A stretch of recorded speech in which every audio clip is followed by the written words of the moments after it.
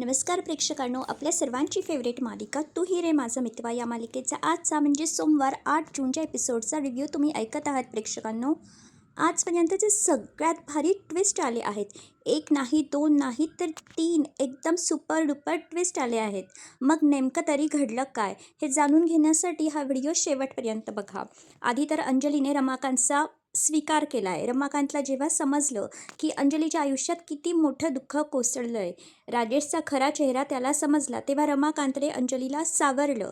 एक बाप म्हणून 4 चांगल्या गोष्टी सांगितल्या की मी जे काही केलं त्यासाठी माफी मागितली. आणि मग अंजलीने सुद्धा रमाकांतला मिठी मारली, त्याचा बाप म्हणून हाक मारली त्यांना.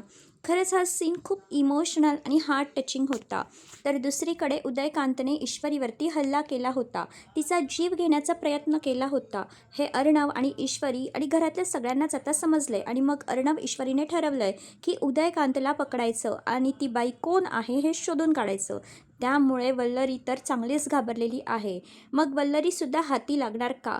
आणि त्यातल्या त्यात अजून तिसरा ट्विस्ट म्हणजे या मालिकेमध्ये आता मिसेस देशमुख नावाच्या व्यक्तीची लवकरच एंट्री होणार असून, आता जरी राजेशचं पितळ उघडं पडलं असलं तरी राजेशने त्या बायकोच्या किंवा ती कोण बाई होती, आता बायको होती की कोण होती हे अजून रिव्हील नाही केलं आहे प्रेक्षकांनो त्यांनी. म्हणजेच ती बाई जी आहे कुलकर्णी, मिसेस कुलकर्णी, तर तिच्या अर्णवच्या बहिणीचे असलेले जे शेअर्स होते म्हणजे अंजलीचे, ते या मिसेस देशमुख यांच्या नावावरती राजेशने केलं आहे. त्यामुळे आता ऑफिसमध्ये येऊन अर्णव आणि ईश्वरीच्या कंपनीवरती 60% भागीदारी ती सांगणार आहे. तर याचमुळे आगामी भागामध्ये काय ट्विस्ट येणार आहे हे बघणं खूपच इंटरेस्टिंग ठरणार आहे. चला तर मग वेळ वाया न घालवता सुरू करू या रिव्ह्यू विथ प्रियू. आणि हो प्रेक्षकांनो, अजूनपर्यंत चॅनलला सबस्क्राईब नसेल केलं तर प्लीज एक सबस्क्राईब करा. तर प्रेक्षकांनो, आजच्या एपिसोडच्या सुरुवातीलाच ना रमाकांत हे तीर्थयात्रेवरून घरी आलेले असतात आणि त्यांनी ईश्वरी आणि अर्णवसाठी एक छान अशी गायवासराची मूर्ती आणलेली असते, खूप क्यूट. रमाकांत ही मूर्ती ईश्वरीला देतात. ही मूर्ती पाहून ईश्वरी खूप खुश आणि इमोशनल होते आणि म्हणते, बाबा खरंच खूप सुंदर आहे ही गायवासराची मूर्ती, मला खूपच आवडली. पण अर्णव मात्र तोंड वाकडं करतो, त्याला काही हे आवडतच नाही, कारण अजूनपर्यंत त्याचं काही स्टेटस बदललेलं नाही आहे यांच्याबद्दल. तेवढ्यात रमाकांत त्यांच्या पोटलीमधून भगवद्गीता बाहेर काढतात आणि आजीला म्हणतात की आई, तुमच्यासाठी मी भगवद्गीता आणली आहे. आजी भगवद्गीतेला आता नमस्कार करतात आणि खूप खुश होतात.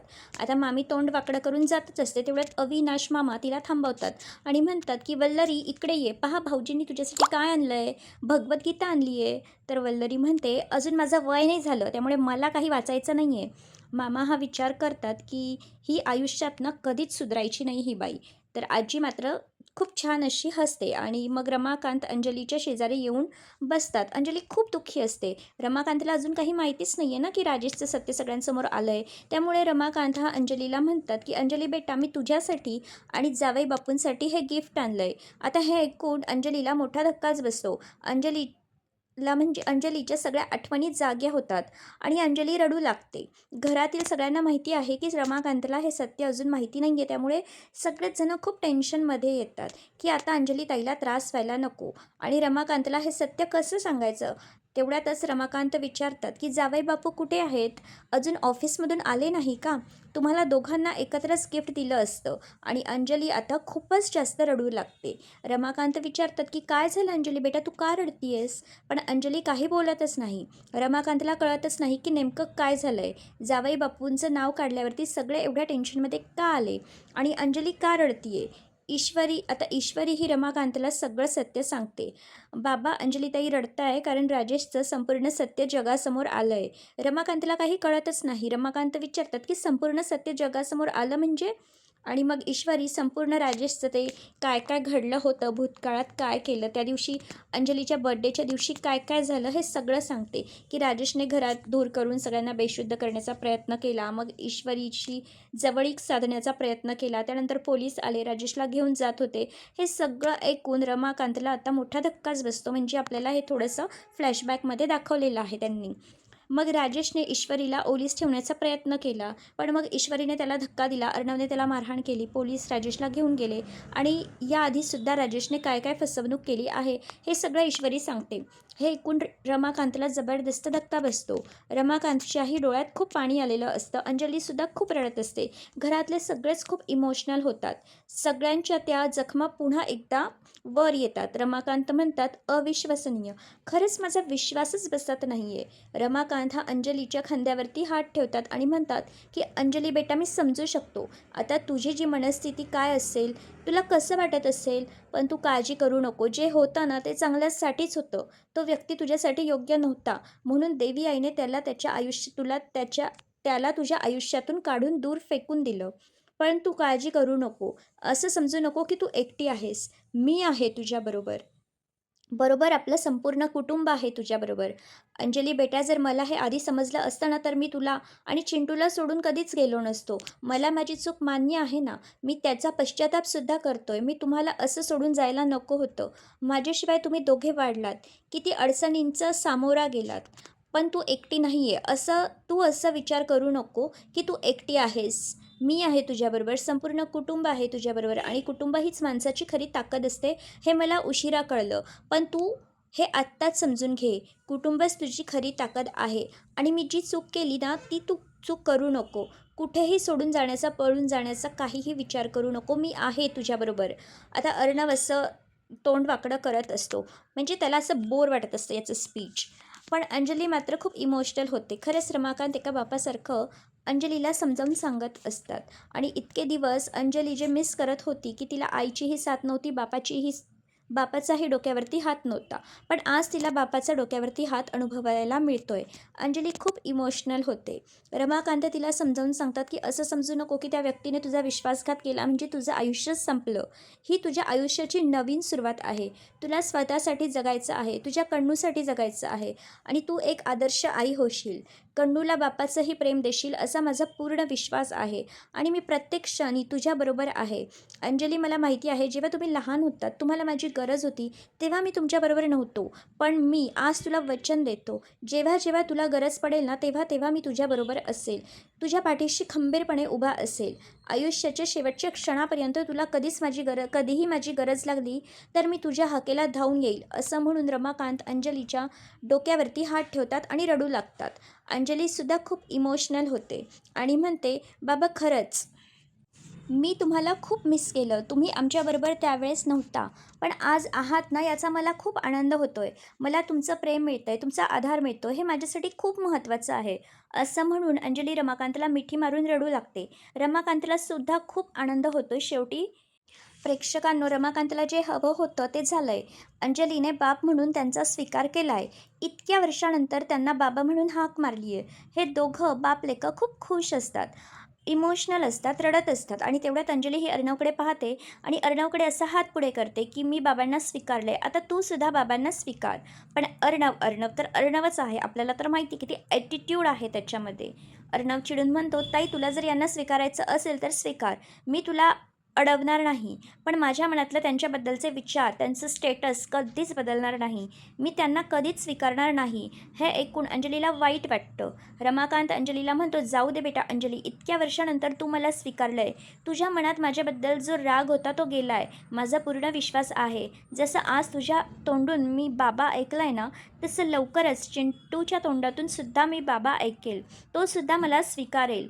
आता अर्णव असा एकदम विचित्र बघत असतो, म्हणजे त्याला राग येत असतो. तर मामीलासुद्धा खूप राग येतो आणि मग रमाकांतने सगळ्यांसाठी देवी आईचा प्रसाद आणलेला असतो. रमाकांत अंजलीला देवी आईचा प्रसाद देतात आणि सर्वांना सांगतात, मी तर देवी आईला साकडंच घालून आलो आहे की या घरावर आता कोणतंही संकट येऊ देऊ नकोस आणि अडलेली सगळी कामे पुढे जातील, पूर्णत्वाला लागतील, सगळं काही ठीक होईल. असं म्हणून रमाकांत एक एक करून सगळ्यांना प्रसाद देतात.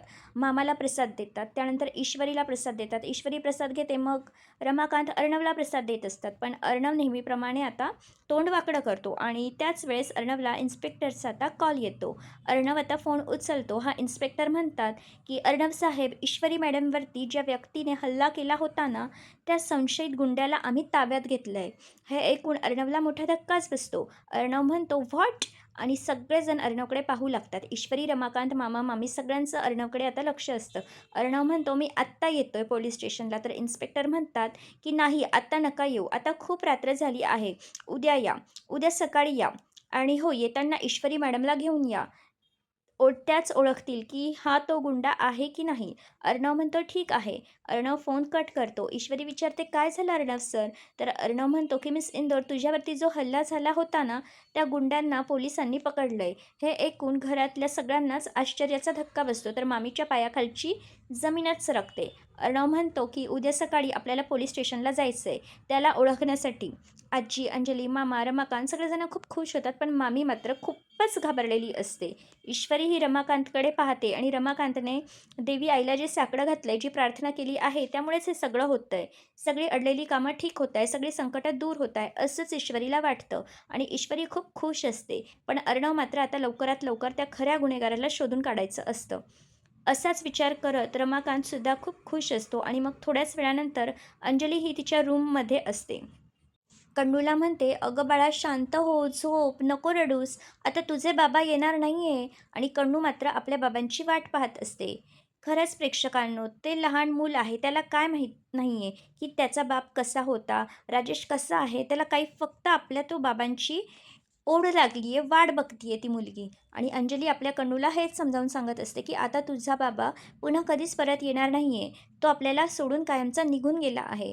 हे सांगताना अंजली खूप इमोशनल होते, रडत असते. आणि तेवढ्यात ईश्वरी तिथे येते आणि अंजलीचं बोलणं ऐकू लागते. अंजली कन्नूला म्हणते, की "थांब, मी तुला ना एक गोष्ट सांगते. एक खूप मोठं राज्य होतं. तिथे एक प्रिन्सेस राहत होती आणि तिचे आई-वडील तिच्याबरोबर राहायचे. तिचे आई-बाबा तिच्याबरोबर राहायचे.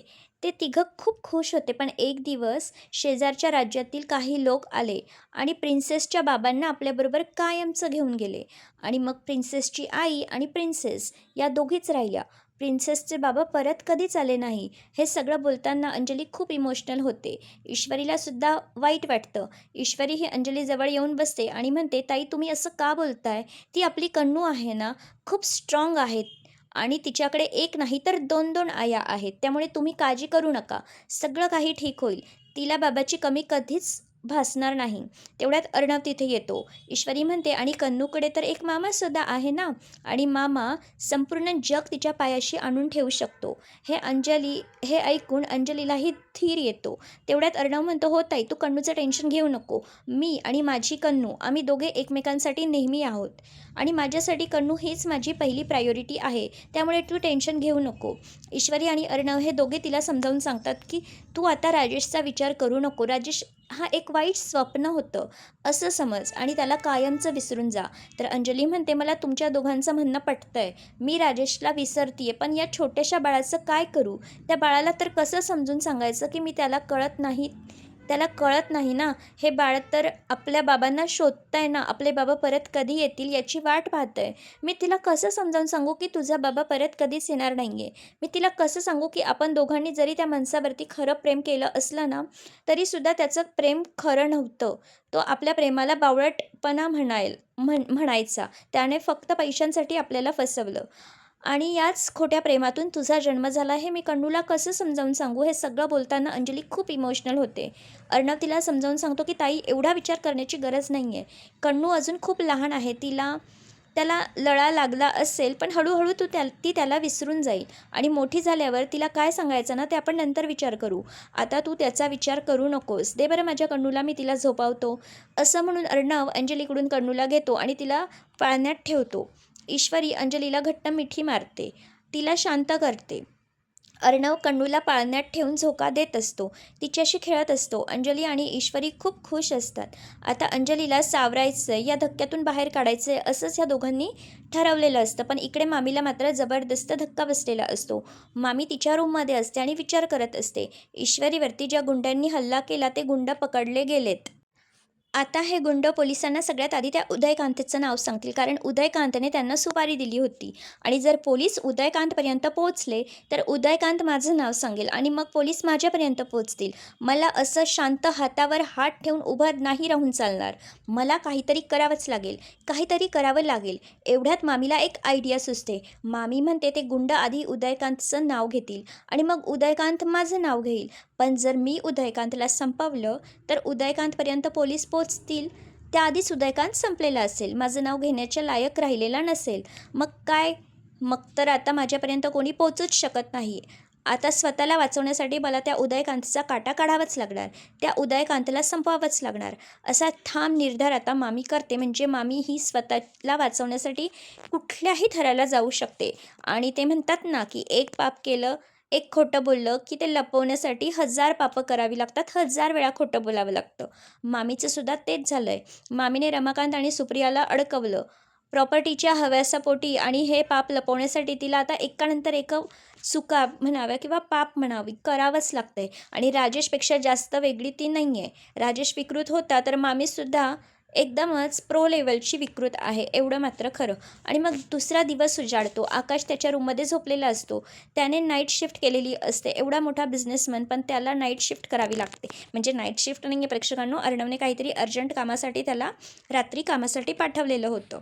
तेवढ्यात नम्रता तिथे येते आणि विचारते की आकाश सरांना उठवू की नको? नको नको, रात्रभर ते नाईट शिफ्ट करून आले, त्यांना उठवायला नको, त्यांना निवांत झोपू देत, असं म्हणून नम्रता आकाशला न उठवता तिथून जात असते. पण आकाश जागीच असतो. नम्रता येण्याची वाटच पाहत असतो. नम्रता जाणार इतक्यात आकाशनं तिचा हात पकडतो आणि तिला जोरात खेचतो. नम्रता आकाशच्या खूप जवळ जाते आणि आकाश तिच्या आणखीन जवळ येण्याचा प्रयत्न करतो. तर नम्रता चिडून म्हणते, तुम्हाला आता सकाळी सकाळी सुद्धा रोमॅन्स सुचतोय का? मला नाही तुमच्याशी बोलायचं आहे. आकाश उठून बसतो आणि विचारतो, तू एवढी अपसेट का आहेस? काय झालं अपसेट व्हायला? तर नम्रता चिडून म्हणते, कसं आहे ना आकाश सर, या घरात आहे ना आपल्या दोघांचं नवीन लग्न झालं आहे, आपण दोघे नवीन जोडपं आहोत, हे कोणाला कळतच नाही आहे, म्हणून मी अपसेट आहे. नम्रता चिडून म्हणते, रोज सकाळी सकाळी ती ईश्वरी डिटेक्टिव्हगिरी करायला बाहेर जाते, मग तुमची आई ही मला नेहमी टोमणे देत असते. ईश्वरी किती छान स्वयंपाक करते, ईश्वरी घराची जबाबदारी किती छान सांभाळते, ईश्वरी असं करते, ईश्वरी तसं करते, आणि हे दिवसभर टोमणे मी ऐकायचे. तिकडे तुमचा भाऊ माझे जीजू रात्रंदिवस तुम्हाला काम देत आहे, रात्रभर तुम्ही जाऊन ऑफिसमध्ये काम करता, त्यांना एवढंसुद्धा कळत नाही की तुमचं नवीन लग्न झालं आहे, तुम्हाला तुमच्या बायकोबरोबर टाईम स्पेंड करायचा असेल, पण ते सुद्धा नाही. मग मी अपसेट नाही व्हायचं तर मग मी काय व्हायचं? आकाश म्हणतो, ओके ओके, कळलं मला सगळं, पण आता सकाळी सकाळी हे विषय काढू नकोस ना, सकाळी माझा मूड खूप चांगला आहे. नम्रता चिडून म्हणते, वा सर वा, म्हणजे आता तुम्ही सुद्धा मलाच बोलणार? म्हणजे मला या घरात इतका त्रास होतोय तो मी तुम्हाला सांगते, मी ते तुम्हाला नाही सांगणार तर मग कोणाला सांगणार? मी तुमच्याशी लग्न केलं आहे ना, माझा प्रत्येक त्रास कमी करण्याची जबाबदारी, रिस्पॉन्सिबिलिटी तुमची आहे, आणि मी तुम्हाला सांगते तर तुम्ही म्हणताय की सकाळी सकाळी माझा मूड खराब करू नकोस. आकाशला समजतं की नम्रता खूप चिडली आहे. आकाश नम्रताला पुन्हा जवळ ओढतो आणि म्हणतो, हे सगळं सोड ना, माझा मूड खूप रोमॅन्टिक आहे. तर नम्रता चिडून म्हणते, पण माझा नाही आहे, माझा मूड खूप खराब आहे. आकाश सर, तुम्हाला कळत नाही आहे का, आपल्या दोघांचं नवीन लग्न झालं आहे, पण घरात कोणाला आपलं काही देणं घेणं नाही आहे, अजून आपलं देवदर्शन झालं नाही, कोणाच्या मनात तो विचार नाही, आपण दोघे एकत्र राहत नाही, कोणाला काही फरकच पडत नाही, तुम्ही रात्रभर जाऊन ऑफिसमध्ये काम करता, त्याचाही कोणाला काही फरक पडत नाही. नम्रता इथे एकटी बसली आहे, एकटी झोपती आहे, कोणाला काही फरक पडत नाही. आकाश म्हणतो, ठीक आहे, ईश्वरी कुठे गेली आहे? तर नम्रता चिडून म्हणते, आता ते तुम्ही मलाच विचारणार का? मी का ईश्वरीची PA वगैरे आहे का की ईश्वरी कुठे गेली, काय करते हे सांगायला?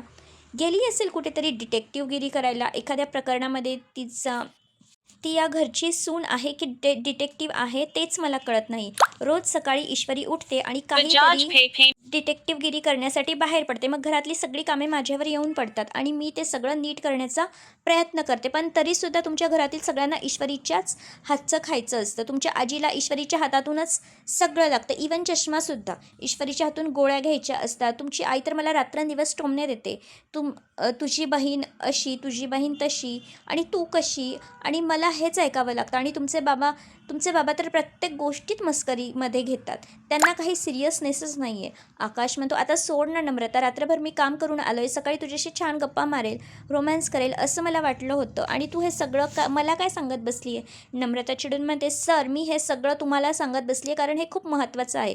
घरातील कोणालाही सिरियसनेस नाही आहे, कोणीही आपला विचार करत नाही आहे, आणि जर आपण आता नाही बोललो ना तर सगळे आपल्याला इग्नोर करतील, जसं आत्ता करताय ना. आणि मला असं नाही राहायचं आहे या घरामध्ये. आकाश आता तिला समजावण्याचा खूप प्रयत्न करतो, पण नम्रता म्हणते तुम्ही शांत झोपा, कारण तुम्हाला मला दुसरं काही जमतच नाही. दिवस रात्र काम करायचं आणि इथे येऊन शांत झोपायचं. मी राबते माझी किचनमध्ये, असं म्हणून नम्रता तिथून निघून जाते. आकाशला कळतच नाही की हा प्रॉब्लेम कसा सॉल्व करायचा, आणि मग तो तसाच झोपी जातो.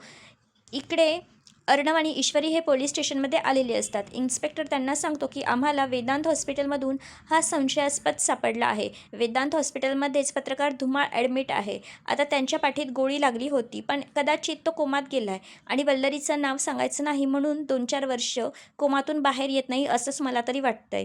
इन्स्पेक्टर म्हणतो की आणि आमचे हे जे हवालदार आहे ना, ते ड्युटीवर होते. पत्रकार धुमाळला कोण भेटायला येतं आहे याकडे त्यांचं बारीक लक्ष होतं, आणि तेव्हाच हा संशयित तिथे आला.